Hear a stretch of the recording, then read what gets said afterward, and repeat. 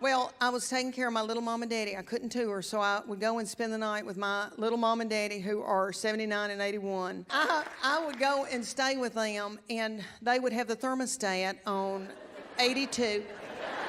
And we watched Wheel of Fortune and Jeopardy, and then we would go to bed at 6.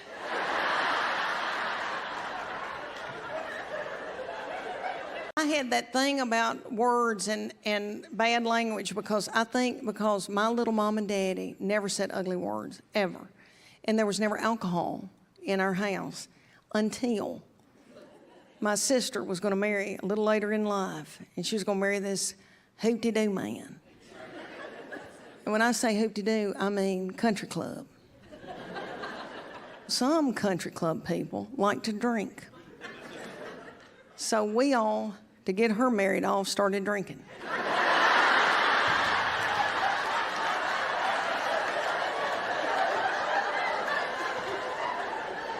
And my little mama had never had alcohol, got out of my car. She had 2.5 glasses of wine and said, "I can't feel my arms."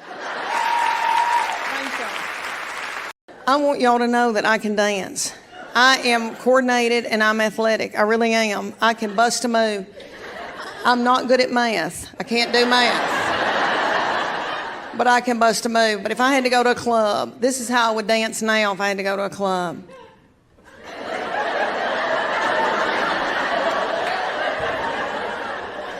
Because I don't want to jiggle.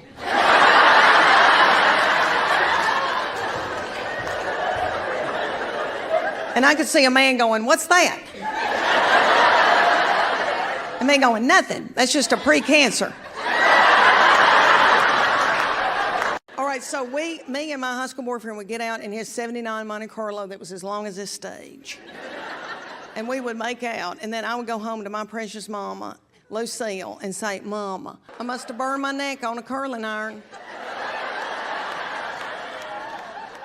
And she knew that was crazy, but anyway, if I said to my husband, "Chuck, suck my neck." Suck my neck, Chuck. As hard as you can. Until you put a bruise on me. If I said that to him, I think he would have a heart attack. But he'd do it. He'd do it. Do y'all remember being in high school and just hormones running through you and you're like, I want to make out in a car? I remember. I wish I felt that way now. I wish I felt that way now. I could get a new purse out of that.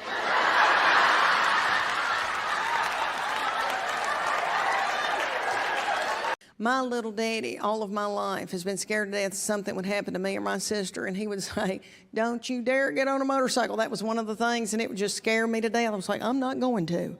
Well, my husband buys one and says, because we're 30 minutes from the Smoky Mountains, "Let's go ride in the mountains." And I thought, oh my Lord, if I get on this thing, he's going to pull off into the bushes and make me do something horrible.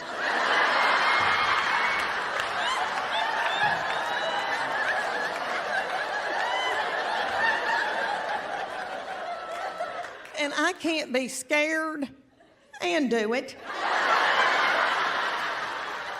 Are there any teachers in here? Oh, thank y'all, Lord. I could not do it. God did not call me to do it, honey. He didn't. I'd be running out these streets of Atlanta with my bra on outside of my clothes. I thought about, there was a little child that came to our school in 6th grade, and had been homeschooled in elementary, and my boy came out in the pickup line and said, "I met this kid that's been homeschooled." He goes, "Mom, no offense, but you could have never homeschooled us." We would have laid up in the bed and eaten Cheetos and watched Young and the Restless. And I said, "You're right, you're right. Your daddy could have done it. Your daddy would have done really well with that. Y'all could have ended up at Harvard, but with a nervous tick." My husband, I bet y'all are a lot like him because my husband's like that, very driven and overachiever. And I had to hide from him that I was watching Real Housewives because he thought it was awful. He goes, "What are you watching this mess?" And I would have to get the remote and do this real quick and change it before he got up to the bedroom. And one time he said to me, "By watching this, Leanne, you are single-handedly ruining the United States of America."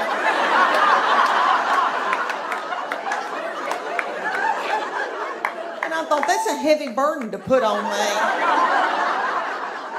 She enjoys office work. And for Santa Claus this past Christmas, she wanted a filing cabinet. And that's what she wanted. And she likes, big tape dispensers and all that kind of stuff. And in our house, she has offices set up all over our house. And she's always talked to herself. And we like to sneak and watch her because she'll be doing office work. She has her little Barbie phone and cell phones and old cordless phones, and she'll be calling people up and chewing them out over the phone. She says, "Well, if you can't get this order in, I'm taking my business elsewhere." She says she wants to work for Geico when she gets older. For her 8th birthday, you know how mamas will call you and say, "What's she into? What can I get her?" And I said, "Well, she needs office supplies." When we went to that little Christian school, there was a lot of Air Force fighter pilots there that teach that train people, and they've got on those jumpsuits with those weighted things in the back, and they had those hats on, and everybody had their hair shaved and all that, and so that school had a big thing where it was like Daddy Day, where your dad comes and talks about what they do for a living, and so they had these fighter pilots like, Maverick, coming with this big thing on their head with that thing, and these children were fascinated, and my boy was fascinated, and for a long time wanted to go in the military and was just fascinated by it. My poor husband had to go and talk about installation in the side of mobile homes. But he took a video, and it showed men blowing installation in the side of these houses. And the kids kind of liked that. And then I brought extra candy and threw it at little kids. They're trying to potty train him, and they asked me for advice. I'm not good at that. I never got that. I had 3 children, and I was never good at that. We'd be at a grocery store, and mine would be in either, Superman panties or little princess panties, and doo-doo balls would just fall out.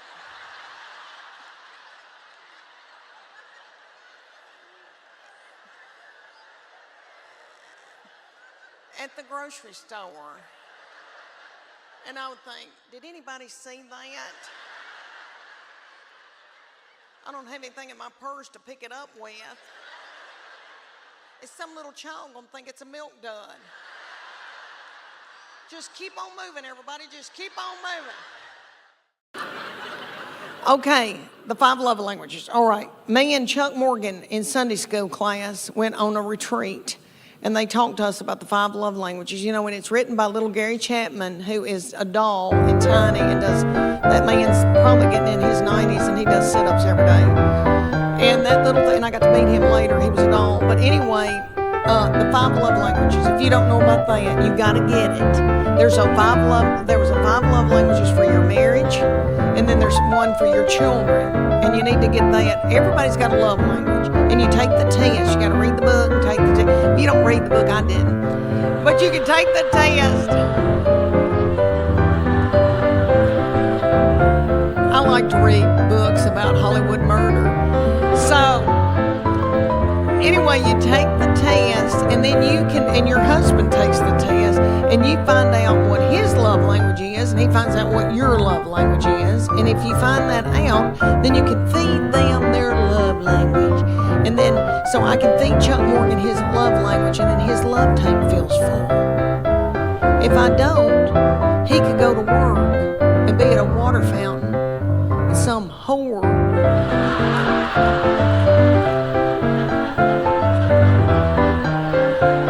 comes up to him and starts feeding him his love language, and then he feels a tingle, and then Satan swoops in. So these are the 5 love languages. Quality time. If you may may know somebody that just wants you to sit on the couch and watch ESPN with them. Something like that. Then there's gifts. That's my sister's love language. It doesn't have to be something expensive. If you, just so you thought of her, if you buy her a card and a rose from the grocery store, she'll bawl her eyes out. And then there's words of affirmation. That's mine. But physical touch. Physical touch, which I know every woman in here is like, that's my husband. Physical touch, but it's not that kind of physical touch. We're talking about the physical, when people that just want to hug you and squeeze on you and all that all the time. That's their love language, is physical touch. But women think, oh, that's my husband's, and he's on me like a duck on a June bug. But that's not the. All right, then there's words of affirmation. That's mine. So all Chuck Morgan has to do is say, you look beautiful tonight. You are a good mama. That Trisha Yearwood's chicken piccata is to die for. And then my love tank feels full. And then I'm willing to do something vulgar with him.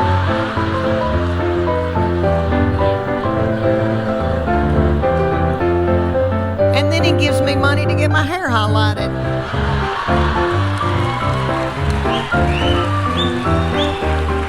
See? It works out, It's God's way. And then my husband's is acts of service. So for him to feel loved, I have to go in the garage and build a set of shelves.